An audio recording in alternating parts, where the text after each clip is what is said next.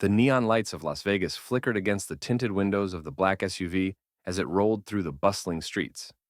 Mike Tyson, the legendary boxer, leaned back in his seat, his broad frame barely fitting in the plush interior. He had just wrapped up a high-profile event, interviews, fan interactions, the usual whirlwind of attention. But tonight, something felt off. His driver, James, a quiet man in his mid-40s, gripped the wheel with stiff fingers, his knuckles whitening slightly. His face was tight, his eyes hollow, as if sleep had been a stranger to him for far too long.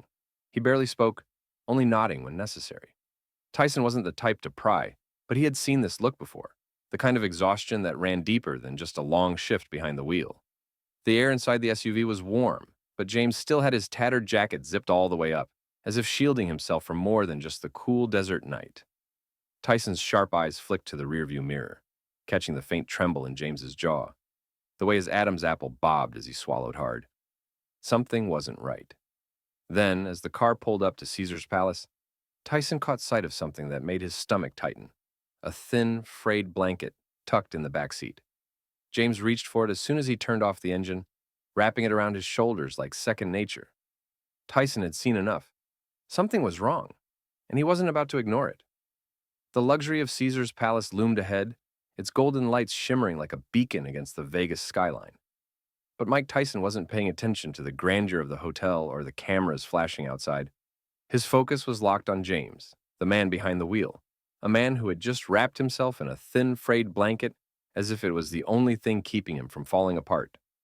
Mike had spent his life reading people, inside and outside the ring, and everything about James screamed pain, exhaustion, and quiet desperation. He hesitated before stepping out of the SUV, his massive hand gripping the door handle. He could have left it alone, walked into the hotel, and pretended he didn't see what he just saw. But that wasn't who he was. He turned back, his voice softer now. "James, man, you okay?" James stiffened slightly, then forced a smile. "Just a bit chilly tonight, Mr. Tyson. Nothing to worry about?" Lies. Mike had heard plenty of those in his lifetime, but this one cut deep. He leaned forward, resting his elbows on his knees. "Call me Mike." His voice was calm, but there was weight behind it.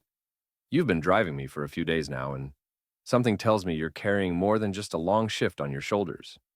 James's hands gripped the wheel tighter. For a moment, it seemed like he was going to dodge the question again. Then, with a sigh, his shoulders sagged, and he stared out the windshield. "It's been a rough year." Mike stayed quiet, giving him space to continue. "Lost my wife to cancer 9 months ago. She was everything to me." James's voice was steady, but his knuckles whitened against the leather of the steering wheel. "We fought hard, you know. Thought we could beat it. But the medical bills, they drained us dry. Took every last cent." Mike clenched his jaw. He knew about struggle, he knew about loss. But hearing it come from a man who had been quietly suffering in silence, night after night, while driving others in comfort, that hit different. James exhaled sharply, shaking his head. "I lost my house 2 months later. Couldn't keep up with the mortgage. My daughter, she's 14. She's staying with family for now while I figure things out." The words hung heavy in the air. Mike leaned back, his mind racing. This man had been sleeping in his car, while he was chauffeuring people to Vegas' most elite hotels, dropping off celebrities to suites worth thousands per night. He was surviving in a back seat. James shrugged, as if trying to downplay the weight of his words. "It's temporary. At least I got a job. A lot of people in my situation don't even have that." Mike ran a hand over his face, trying to keep his emotions in check. This man wasn't asking for sympathy. He wasn't even asking for help. He was just surviving. "Why didn't you tell anyone?" Mike asked finally, his voice low. James let out a dry chuckle. "Tell who? People got their own problems. Nobody wants to hear a grown man complain about life kicking his ass." That did it. That right there hit Mike in the gut. Because once upon a time, he had felt the same way.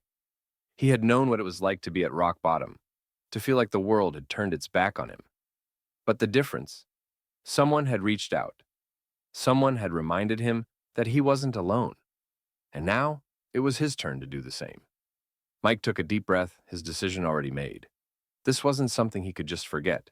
As they sat in the car, the Vegas nightlife buzzing around them, Mike knew that in the next 24 hours, he was going to change this man's life.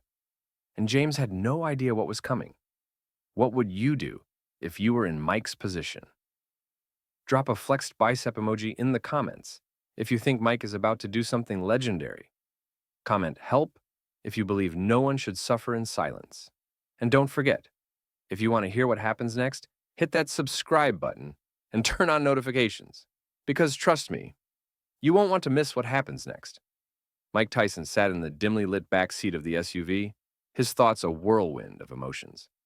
Outside, the neon lights of Las Vegas flickered like a mirage, painting the city as a place of endless luxury and opportunity. But inside this car, the reality was far different. James, his driver, a man who had quietly suffered in silence, was gripping the steering wheel as if it was the only thing keeping him together.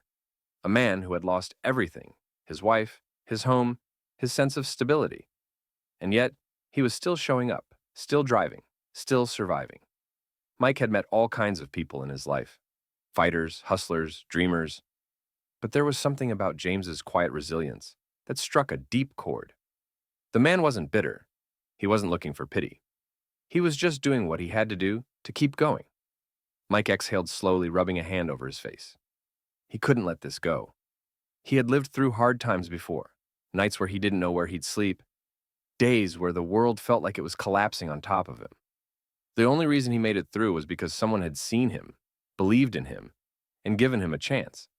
Now it was his turn. As the SUV pulled into the driveway of his hotel, Mike made up his mind. This wasn't going to be a handout. That wasn't how he operated. James didn't need charity. He needed a chance to rebuild. Mike leaned forward, his voice low but firm. "Be here at noon tomorrow, James. I want to take you to lunch." James looked surprised. "Lunch?" Mike nodded. "Yeah, just come." There was a flicker of hesitation in James's eyes, but he eventually gave a small nod. "All right, Mike, I'll be here." Mike stepped out of the car, but before closing the door, he turned back. "One more thing," he said, locking eyes with James. "You're not a burden, man. Don't ever think that." James blinked as if caught off guard by the words. Then, for the first time that night, he smiled. Small, tired, but real. The door shut, and Mike walked into the hotel, his mind already racing through the next steps. He didn't know exactly how yet, but he was going to change this man's life.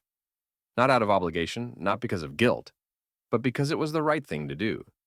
James had spent too long fighting alone. That fight ended now. The next day, just before noon, James pulled up to the hotel, right on time. He wasn't sure what to expect, but when Mike Tyson gave you instructions, you followed them. Mike stepped out of the hotel, dressed casually but with his signature presence that commanded attention without trying. He slid into the passenger seat this time, throwing James off for a second. "Let's go," Mike said simply. James hesitated. "Where to?" Mike smirked. "You'll see." The drive was quiet at first, but not uncomfortable. James had driven plenty of high-profile people before, but this felt different. This wasn't a celebrity making small talk. This was a man who actually saw him. 20 minutes later, James pulled into the parking lot of a modest but well-kept apartment complex on the outskirts of town. He glanced over at Mike, confused. "Why are we here?" Mike unbuckled his seatbelt and gestured for James to follow. "Come inside, man." James hesitated but followed Mike up the stairs to the second floor. Mike pulled a key from his pocket, unlocked the door, and stepped aside. Inside was a fully furnished apartment. Not extravagant, but warm, welcoming, a real home. James stood frozen in the doorway. His eyes darted from the neatly made bed to the stocked kitchen, the small dining table, the cozy couch. This is nice," he murmured, still not understanding. Mike turned to him. "It's yours." James's breath caught. "What?" Mike leaned against the doorframe, arms crossed. "I covered the rent for a year. You don't have to sleep in your car anymore, man." James shook his head, stepping back. "No, Mike, I can't accept this. This is too much." Mike stepped forward, his voice firm but kind. "Yes, you can. And you will." James's hands trembled. He had spent months holding everything together, pretending he was okay, convincing himself that this was just temporary. But now, the weight of it all threatened to break him. His shoulders shook as he exhaled a ragged breath. "I don't even know what to say." Mike placed a hand on his shoulder. "You don't have to say anything." For a moment, James just stood there, overwhelmed. Then, his knees nearly buckled. He pressed his palms against his face, his body trembling, not from cold, but from pure, raw emotion. And for the first time in a long time, he let himself believe that things could get better. James stood frozen in the doorway of the apartment, his hands shaking. He had spent months enduring the cold, the restless nights in his car, the exhaustion of pretending everything was fine. But now, standing in the warmth of a home, his home, the weight of it all crashed into him like a tidal wave. His throat tightened as he turned to Mike Tyson, still in disbelief. "Why are you doing this?" His voice was barely above a whisper. Mike leaned against the wall, arms crossed, his gaze steady. "Because I can, and because you deserve it." James exhaled sharply, shaking his head. "Man, I don't know how to thank you for this, but I don't want to be a charity case." Mike's expression hardened. "This ain't charity, James. This is a fresh start, a chance. You've been carrying the weight alone for too long. Now you don't have to." James rubbed his hands over his face, overwhelmed. He wanted to protest, to argue that he didn't need a handout. But deep down, he knew this wasn't about pride. This was survival. Mike reached into his jacket pocket and pulled out an envelope. "And this is the next step." James hesitated before taking it. Inside, he found a list of job leads, a financial advisor's contact information, and the name of a local auto repair shop owner willing to meet with him. James blinked. You found me a job?" Mike shrugged. "I set up a meeting. The rest is on you, but I have a feeling you'll make it work." James swallowed hard, running a hand through his hair. A week ago, he had been sleeping in his car. Now he had a home, an opportunity, and maybe for the first time in a long time, hope. Mike clapped him on the back. "Go check out the bedroom, man. I made sure there's a bed in there. No more backseat sleeping for you." James let out a small, breathless laugh, shaking his head. This didn't feel real. He stepped into the apartment, touching the counter, the walls, as if making sure it was solid. He opened the fridge, fully stocked. He ran his hand over the couch, testing the cushions. And then he saw the small picture frame on the nightstand. He picked it up carefully, his breath catching in his throat. Inside was a photo of him, his late wife, and their daughter. A photo he thought he had lost when he was forced to leave their home. He turned back to Mike, eyes shining. "How did you—" Mike simply nodded. "I made a few calls." James swallowed hard, pressing his lips together. There were no words for this. For the first time in a long time, he didn't feel like he was alone in the fight. And that meant everything. For James, life had changed overnight. One moment, he was a man barely holding on, living out of his car, keeping his struggles hidden from the world. The next, he had a home, a fresh start, and an opportunity to rebuild. And it was all because Mike Tyson saw something in him, something the world had ignored. But neither of them had any idea that what happened next would turn James's story into a nationwide movement. Unbeknownst to them, someone at the restaurant where Mike had taken James to lunch had overheard their conversation. The person had quietly filmed a clip of Mike listening intently to James's story, his arms folded, his expression serious. Then came the moment when Mike handed James the apartment keys. The raw, emotional reaction that followed was enough to bring anyone to tears. The video was uploaded with a simple caption. Mike Tyson just changed this man's life. Within hours, the internet exploded. Thousands of shares, millions of views, comments pouring in from every corner of the world. People were stunned. They had seen Mike Tyson as the warrior in the ring, the unstoppable force. But this was something different.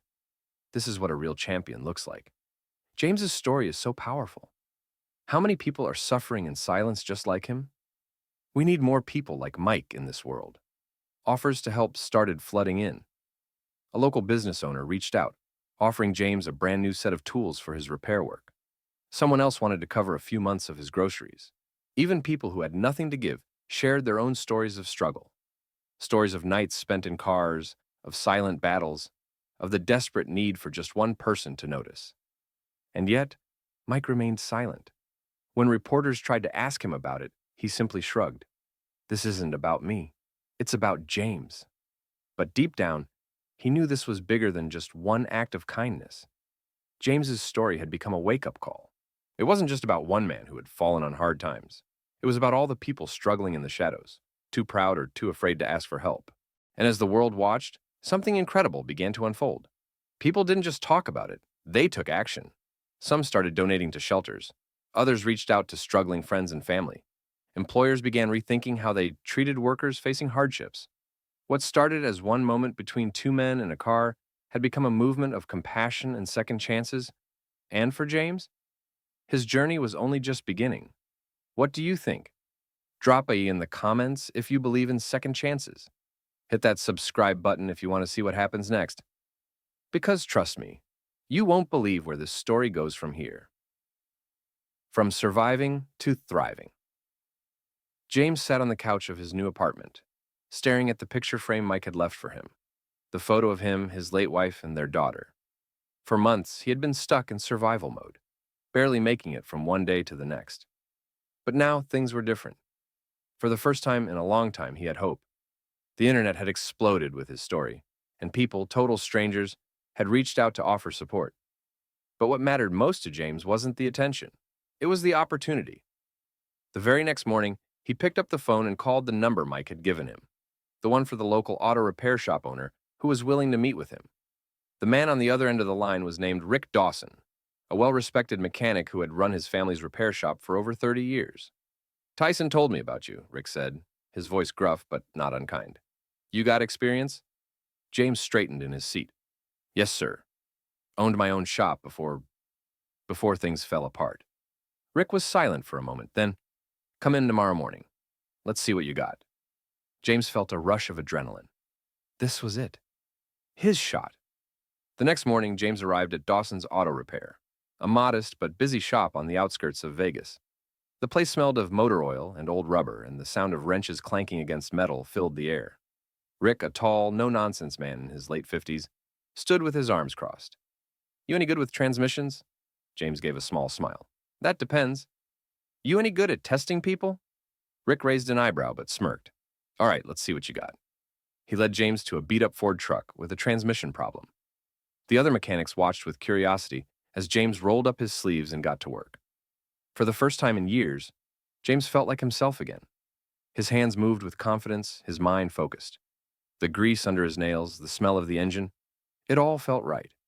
Within an hour, he diagnosed the problem. "Your issue isn't the transmission," he told Rick. "It's a faulty torque converter. Whoever worked on this last didn't check the pressure levels." Rick narrowed his eyes, inspecting the work. Then he let out a small chuckle. "Damn, you really do know your stuff." The other mechanics nodded in approval. Rick wiped his hands on a rag and turned to James. "You want a job?" James almost couldn't believe what he was hearing, but he didn't hesitate. "Yes, sir, I do." Back in the fight that night, James sat in his apartment, exhausted but proud. He had a job, a real one. Not just driving people around, not just getting by, but doing what he loved, what he was meant to do. He picked up his phone and called his daughter. "Hey, sweetheart," he said, his voice thick with emotion. "Guess what? Dad's back in business." Her voice lit up on the other end. "Really? Dad, that's amazing." James smiled, gripping the phone tighter. "Yeah, baby, and soon, you're coming home." Tears pricked his eyes as he heard her excitement.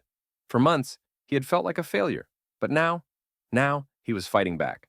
James had been working at Dawson's Auto Repair for 3 weeks now, and for the first time in what felt like forever, he felt like a man in control of his own destiny.